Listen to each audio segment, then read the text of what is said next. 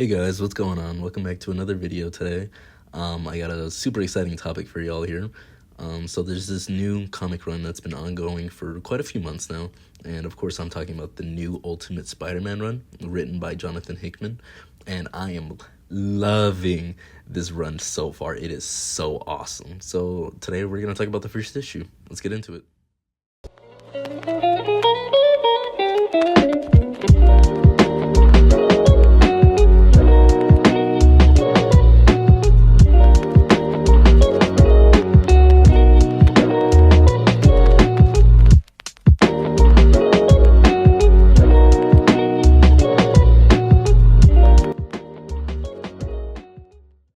So this is the new Ultimate Universe in Marvel Comics, of course, and so I guess I'll kind of give like a little gist of why like this new universe exists.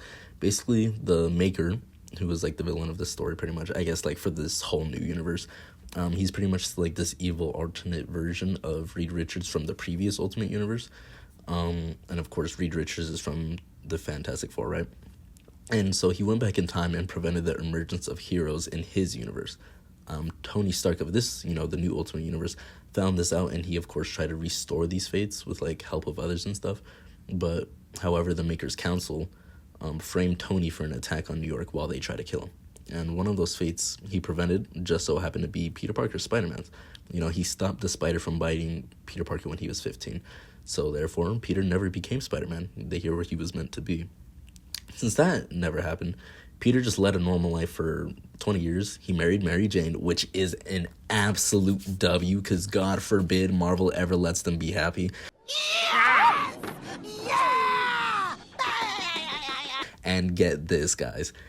They have kids. Like, this man has a family. Like, woo! You know what I'm saying? Like, that's so exciting to, like, hear about. That's what I'm talking about. This shit means something to me, man. And everything, like, for once, he caught a W. And he also works at the Bugle still. It seems like he's still, like, a photographer. He might be a journalist. I'm not too sure. We haven't really, like, gotten any, like, clear answers on that so far. But, like, pretty much so far, his family's pretty well off. Like, MJ's mostly the moneymaker, and they live in a pretty nice apartment. And that just pretty much leads us to the start of this story. So after that whole attack on New York, many lives were lost, and one of those lives lost, we find out, was Aunt May, and also Norman Osborn and Emily Osborn, his wife. They also died. So when the issue starts, we see Peter, getting ready to go to work, and he comes out and talks to his family for a bit. He has a daughter, and he has a son, and they're both redheads, of course, because of Mary Jane.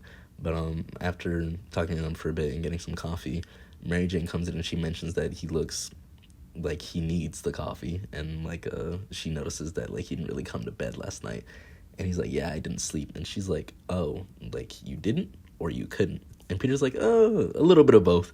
And then they're like, okay, we'll talk about it later then. So then after that, Peter takes off for work, and we run into J. Jonah Jameson, right? Just being himself, classic J. Jonah, just screaming at the top of his lungs, like, low-key being a jerk, like he usually is, but he is really nice at times in his own weird J. Jonah Jameson way. But we find out that when he's yelling Parker, he's not talking about Peter. He's talking about Uncle Ben. He works at the Daily Bugle. That's crazy, right? He's alive! Uncle Ben is alive! Since Peter never got bit, it never set off the events where Uncle Ben was killed, right? And so it's also nice to see that Jonah and Ben are like best friends in this universe. Like they're like besties, they're like brothers, they're pals. And anyways, they take up for a memorial for the people lost in the attack on New York, since, remember, Aunt May was one of the people who was caught in the explosion. So, Peter and his family is there along with Uncle Ben. And we run into a few characters here. We see Matt Murdock, freaking Daredevil, but he's just a priest, so I don't know. I'm excited to see like what they do with Daredevil there. And then also Harry Osborn, the son of Norman, of course. And Matt and Harry just say a few words, and then we move on. And then after that, Peter heads back to work, and the first thing that happens when he gets back is Jonah just straight up quits. Like, and Harry's like, huh? And like Peter came back with Ben, and Ben's all like, I'm gonna go in and see why that happened. And he's like, go to your desk, Peter. And Peter's like, all right, whatever. And then Ben goes in and he finds out the paper is making changes that, aren't really ideal for a paper. You know what I'm saying?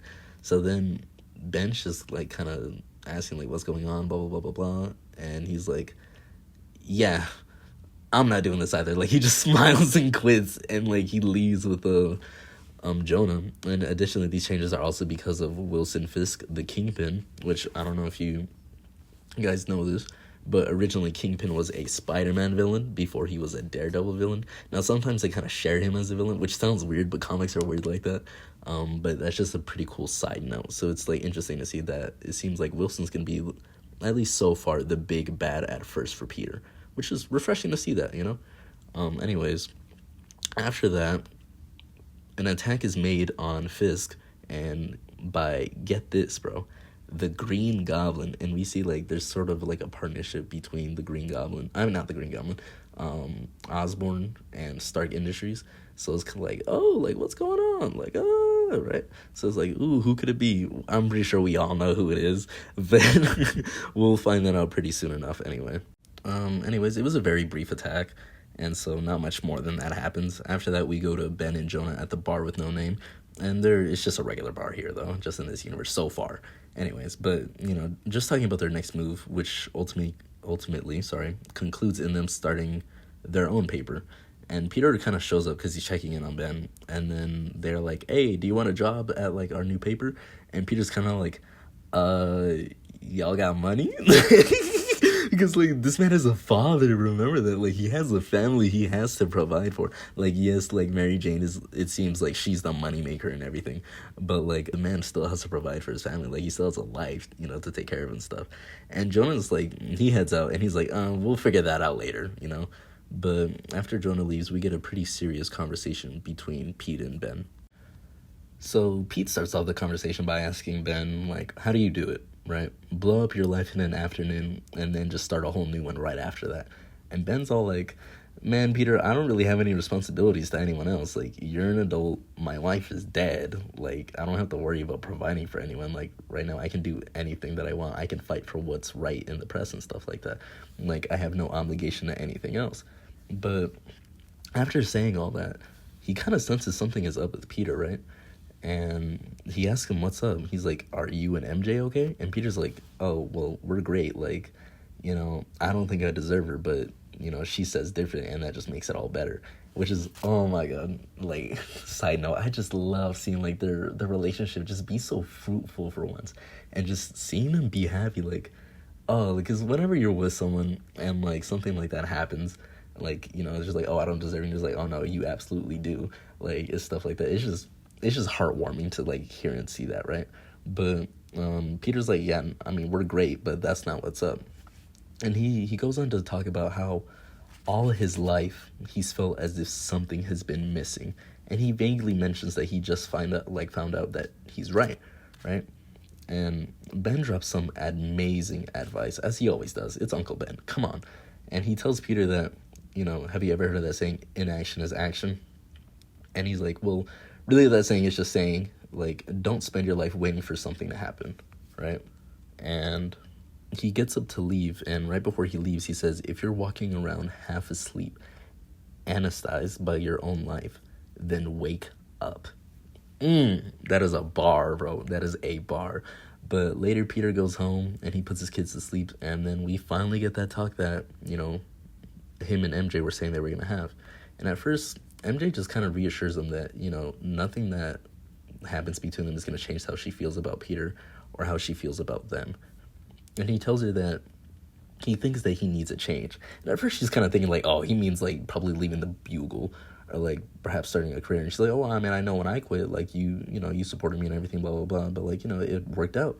And then he's like, no, like not that. Like he emphasizes that he means something. It's like he needs to change. And at first MJ was already like, oh, that. Like she already has an idea of what he means. And she's noticed this like pretty much the entire time they've been together. She's always noticed that something within himself has been missing. And so she asks, do you know what like you need to do? And he says, yes. Right? And then she also asks if this is going to change anything between them. And he says, never. And then right after that, she's like, okay, well, it's settled. And she says she's going to bed. And she tells Peter, Go get him, Tiger. Ooh, classic Mary Jane and Peter Parker. Like, oh my god. Go get him, Tiger is the best line that she has ever said, bro. So then after that, Pete ends up heading out to the roof and he pulls out this small orb and we get to see what kept him up from sleeping the previous night in a little flashback, right? And Peter was working late last night in his living room when a hologram of Tony freaking Stark appeared relaying a message to Peter. And also, kind of funny side note, it's very apparent that like Tony's like a teenager in this universe. So it's weird seeing Peter be a fully grown adult and well Tony's just a freaking teenager. Like usually it's the opposite. It's Pete's the teenager or the younger one, and then Tony's usually the fully grown adult, like those sort of mentor figure. But anyways, moving on.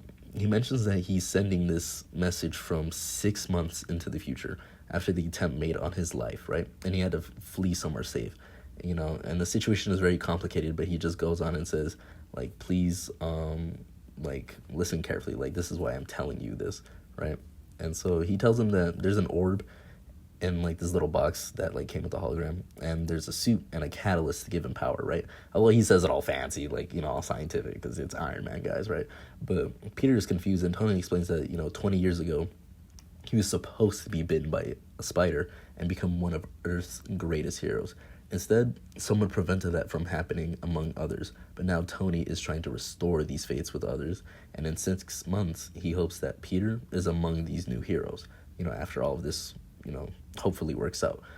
And he tells Peter who he's supposed to be, and he drops one of the hardest lines I have ever like read or like even just heard reading out loud while Peter decides to make the change out on the rooftop. So the line is, and like Peter's sort of like remembering this while he's pulling out this orb and, you know, making this decision. And Tony says, these people stole your future. These people robbed you of your destiny. The question is, do you want it back? And ooh, that line is so fire, bro. Like, imagine your entire life, something has just been missing from you, right? And you finally find out that it was taken from you, like something that was rightfully yours, and now you have the chance to take it back. And Peter replies, like, thinking about this, the conversation while he's looking at the orb, and he's like, I want it. And then he pulls out the spider and lets it go on his hand. And, you know, when it bites him, he, like, remembers what Uncle Ben and MJ said to him. And, like, it comes up on the panel. And, of course, it's, like, what Uncle Ben said, then wake up. And what Mary Jane said, and go get him, Tiger. And that is just, oh, my God, that is just beautiful to see. Like, it really hypes you up and makes you feel like this is a start to a new beautiful journey. And, you know, when that happens, you know, he lets the spider bite him and he puts on the suit, and that's the last panel that we get to see from the first issue. That is the first issue, and it's just, dude, that is just what a way to start a new Spider-Man run. Like, everything is so different, but in a good way, you know? We have Peter becoming Spider-Man as an adult instead of a teenager, and he already has a happy life with MJ, which is like every Spider-Man fan's dream. It's just, to me, this is truly exciting to see how Peter is going to tackle, you know, like the responsibility of being a hero as an adult with his family. You know, it's just, man, it's just subverting expectations, because we're so used to Peter being bit as a teenager, but instead we're kind of like reversing it. Like, his life's already established, so it's like, what do you do when you have a life already that you're mostly happy with, but something's just missing? And well, he finds out what's missing, so he makes that choice, you know, to become the hero he was meant to be. He takes that first step. And I think it's really interesting to see that, like, Peter always has this innate, like, nature to want to help people. It just, like, you just can, like, kind of see that, like, you know, not being able to do that kind of bothered him for, like, his entire life.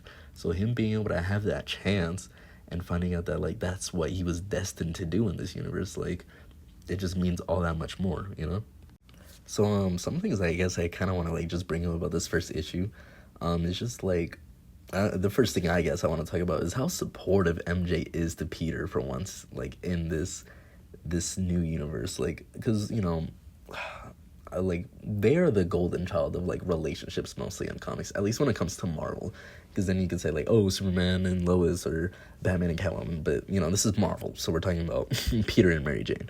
But like, you know, in most adaptations, like, you know, on like TV or like movies, they usually do these characters so dirty, and especially in like the, you know, the main continuity 616 right now, they are not in the best place right now. So it's like, oh, like it's just like Marvel just hates to see this couple happy. But you know, God bless Jonathan Hickman, because this man is cooking, and he's just writing the way that they should be. And another thing is just like, I love the fact that the story is an adult Peter Parker, because like some of the best Spider-Man stories are when he's an adult, like not when he's a freaking teenager, right? Which, like, no hate, like of course everybody loves the aspect that, you know, he starts out as a teenager and he grows on. But like Marvel's main problem is that they always try and keep this man like regress. They always try to keep him so young. But it's like, no, it's so much better when he just grows and you get to see that growth and everything. And you know, I'm just glad like we have a chance for that here. And then also, not to mention, like, I'm just glad to see that Uncle Ben is alive, bro.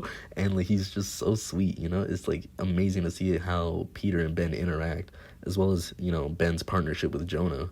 And like, this universe just has so much in store for these characters. Like, I am so genuinely excited to see what they do.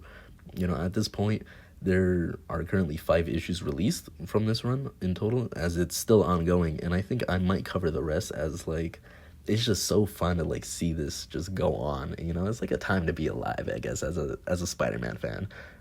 You know what's crazy? When an alternate version of Spider-Man like comic run is doing better than the main continuity. But no, yeah, so that was, you know, the first issue of Ultimate Spider-Man 2024, written by Jonathan Hickman. Man is cooking. Also, not to mention, the art is beautiful. And, you know, I think I'll probably cover the next few issues, and we'll just keep it going. Like, this is a journey we'll go on together. But, you know, I hope you love the video. Please like, comment, subscribe for more, and then hit that post notification bell, because you're gonna want to see me cover the rest of these. But anyways, guys, thank you for watching, and I hope you have a blessed day. Take care. Thank you, Egg.